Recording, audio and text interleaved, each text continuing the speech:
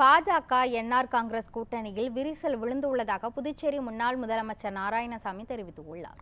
புதுச்சேரியில் செய்தியாளர்களுக்கு பேட்டியளித்த அவர், புதிய கல்விக் கொள்கையின் மூலம் அனைத்து மாநிலங்களிலும் ஹிந்தி மொழியை மத்திய அரசு திணிப்பதாக குற்றம் சாட்டினார். இதுபோன்ற நடவடிக்கைகளால் தமிழ் மக்கள் கொதித்து எழுந்துள்ளனர் என்று தெரிவித்த நாராயணசாமி, பெஞ்சல் புயலால் பாதிக்கப்பட்ட தமிழ்நாடு மற்றும் புதுச்சேரிக்கு பேரிடர் நிதி வழங்காமல் மத்திய அரசு புறக்கணிப்பதாக தெரிவித்தார்.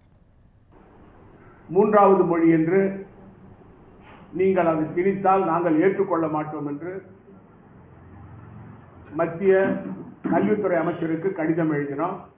மும்மொழி கொள்கையை ஏற்காவிட்டால் உங்களுக்கு கல்வி திட்டத்திற்கு கொடுக்கப்படுகின்ற 2152 கோடி ரூபாய் கொடுக்க முடியாது என்று மிக மமதையோடு மத்திய அமைச்சர் திரு தர்மேந்திர பிரதான் அவர்கள் பேசுகிறார்.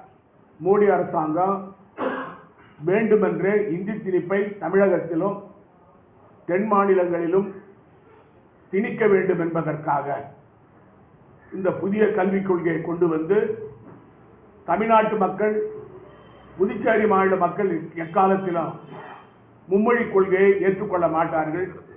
இருமொழி கொள்கை தான் நாங்கள் ஏற்றுக்கொள்ளுகின்ற ஒரு திட்டமாக நாங்கள் வைத்திருக்கிறோம். எது ஓடாத வண்டி? அதான் எது ஓடாத வண்டி?